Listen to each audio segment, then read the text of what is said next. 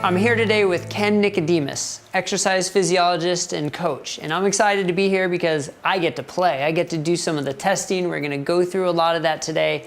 But first, I want to talk to you a little bit about what we're doing and why we're doing it. Sure. So first, a little bit about Ken's background. Master's in exercise physiology with over 25 years of experience working with clients. He's worked with the LA Clippers and some of the Navy SEALs, some pretty high-end clients. Fun stuff. Yeah. Fun stuff, very good. So what drew you to this field? Why'd you get into exercise physiology? Well, my undergraduate was in physical education, so I found out fairly soon doing some student teaching that I wasn't real good with kids. So I wanted to go in and do something active-oriented, and there was a program at San Diego State in applied exercise phys. So got into doing the exercise phys track, and testing was something that I was really enthralled with, enjoyed doing. Got a job right out of my graduate program, actually, as I was going through the graduate program, testing for fire and police departments throughout the state of California. So did that for about 11 years. So that kind of headed me towards the whole testing, advanced testing. And then after 11 years of traveling around testing with fire and police, I wanted to get back to doing the metabolic testing, so I started the FitStop Human Performance Lab. Okay. So ever since then, just been generating clients through a testing type platform. Great, so we mentioned a lot about testing. So Some of the testing we're gonna do today are the cardiometabolic test and the hydrostatic weight test. So one of the things I like to talk a lot about is high intensity interval training, because it's such an important component to an overall exercise program. But to do it right, you really need those objective zones, because so many people either don't exercise quite hard enough for the high intensity, or they don't rest enough and they're pushing themselves a little too hard. And you really need to get the peaks and the valleys for the high intensity interval training. The old standard is you figure out your heart rate, your maximum heart rate, as 220 minus your age, and then you take your percentages, whether it's 85% for your anaerobic threshold or 50 to 70% for your fat burning zone. But there's definitely some pitfalls in that. Can you speak to that a little bit?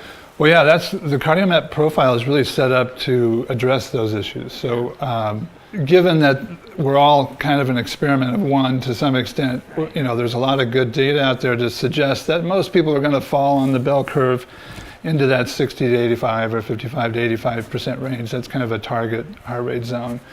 But as you know, there's a good chunk of us, 40% of the population, that doesn't fit into that calculation. So that max heart rate that we're basing off to come up with that 85% and 50% is not necessarily indicative of the intensity we're shooting for. Yeah. Plus, what the testing is going to do is zero in on these thresholds specifically. So in other words, instead of taking a predicted or an estimated percentage of the peak to come up with where the thresholds are, we're actually going to identify them through a ventilatory type test. And then we can see where your fat bump is, that's aerobic threshold, and we can see where this trend changes, where we start to see an acceleration in fatigue, that anaerobic threshold, and we'll base all of those heart rate parameters off of those thresholds rather than just trying to predict it. Because we know you could have an anaerobic threshold that's anywhere from 50% to 85, 90% of your max. So there's a little room to really get a little bit more targeted to the individual. Yeah, that's a great point. I'm a big fan of Orange Theory. We've talked about that before. But when I started with Orange Theory, I really felt like the numbers on the screen didn't quite match my efforts. And part of it was because they use the equation and they have to do the best that they can. But I'm a big proponent of everybody getting this type of test to really help solidify where those zones are. I think that's so important. The other aspect about what we're going to do is the hydrostatic weight. The scale is a terrible measure of your success and of your health, as is body mass index, which is just basically your weight for your height, because it doesn't factor in fat mass, muscle mass. So today we're going to do the hydrostatic weight, which is a much better way of actually defining lean body mass and fat mass. Right. There are lots of ways to do this, though. Hydrostatic isn't the only way. There's bioelectrical impedance, there's the bod pods, there's the DEXA scan. Talk to me a little bit about the difference between those and what you see as the benefits of this type of measurement. Well, as you probably know, the new gold standard is the DEXA scan. It's almost a new paradigm in the testing results. So all these old standard body fat measurements that we've been looking at, usually when you go through the DEXA scan, you're going to find that you're a little bit higher in the body fat than you expect. So it's a little, when we're trying to recommend and suggest where an ideal is, then we kind of have to come up with a new framework. Oh, interesting. With the hydro and bod-pod, those are based off of determining a density of the individual. So we're looking at either water displacement or air displacement. Those are kind of a two-compartment type analysis where we can determine the density and then get to our body fat and lean mass. Okay. So it's a little more of a direct measurement than, let's say, the skin folds, which is more of a predicted value. We're looking at a couple of strategic sites that we take a measure of the skin and the fat, the subcutaneous skin and fat, and then we kind of predict according to the sum of those sites where that body fat percentage would be. And obviously there's some room for error on that, both in the measurement, actual taking the measurement, as well as the predicted formulas for that, or regression equations. Bioelectrical impedance has its hiccups there because it's, we're measuring a current, how quickly it moves through. The muscles are going to be a little bit quicker conductor, and the fat's going to be a little bit slower. Yeah. So we can make our predicted values off of the speed of that current. But things like time of day, hydration level, there's a lot of variables that will throw that off a little bit. Okay. So the biggest point that I try and stress is we just want to make it a consistent marker, because they're all going to be kind of close. Yeah.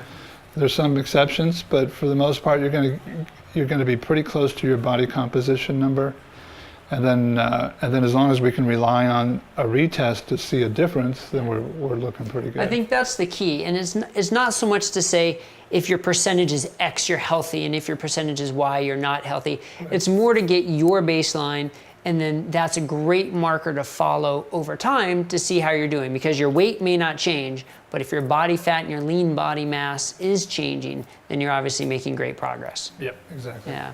Perfect. Now, to get back to the cardiometabolic testing for a second, a lot of people see tests like this and they think, oh, that's for high-end athletes. That's for people who are, trying to fine-tune everything for the Olympic Games. But it really can apply to the average person as well. So talk about your experience with that, dealing with the average person who has health as their goal rather than a competitive goal. Right. Well, I think anytime you're into an exercise program, you're going to hopefully follow some type of a plan. And so there should be a target or a prescription that you're following that you should be familiar with and confident in. And because of what we've already talked about, sometimes we're going to plan how you do your sustained or cardiovascular type exercise by heart rate. If we're not confident in those numbers, then we're not really confident in the plan. So the testing is just going to make, it's kind of that experiment on you where you can be confident that you know that you're training what the guidelines are that we're trying to suggest. Obviously, you've got to follow a smart program, and you can follow an even smarter program if you're really following some of these specific parameters that we're going to suggest would be optimal. Makes sense. Okay. So anybody can do it. It's not really, we're not trying to find anything different than what we're doing for an endurance athlete. They just have for a long time been able to apply it more specifically to what they're trying to do as far as increasing performance. Right, because the average person generally will go do 30 minutes on the elliptical in the morning without much of a goal, so they don't need this.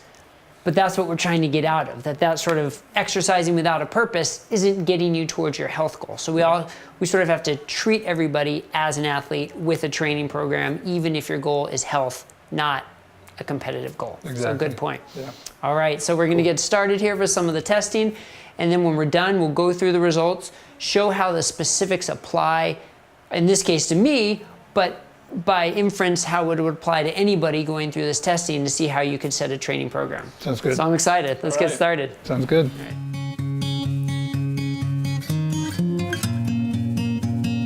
All right, Brett, we're going to do some preliminary vitals here before we get you through the testing here. So I just want to make sure.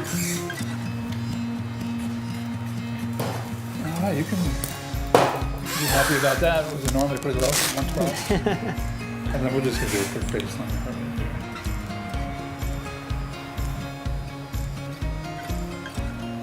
Do 2 or 3 measurements on each. Okay. All right, Brett, we're going to set you up for the first test here. So we probably gather in the So as I mentioned, what we're going to do first is we're going to get down and get the mask on and you want to the one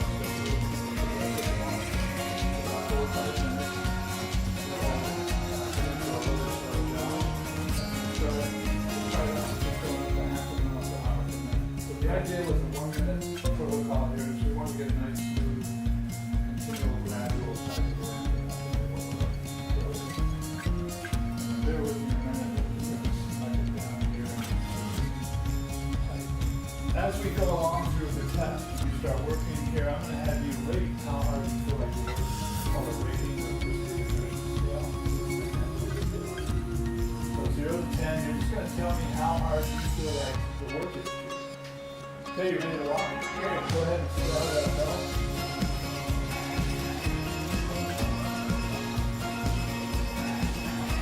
Don't feel free to hold on to start as soon as you get your bearings. Get that mask on, Brad. You just want to keep the focus forward. Faster, still walking.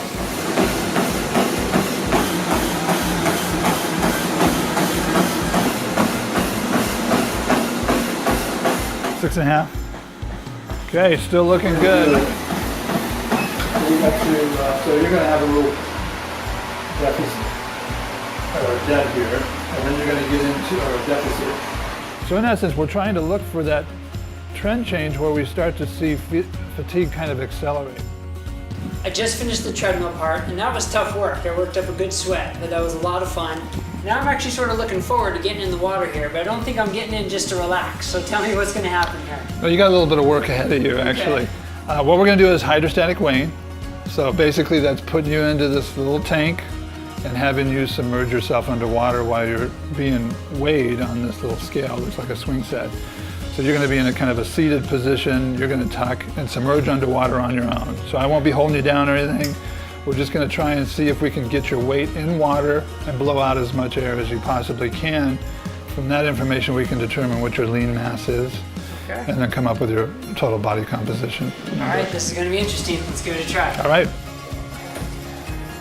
Your flexibility. Great. I know how you did each time. Okay.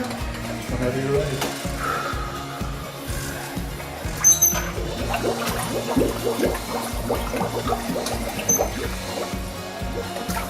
Excellent. Whew.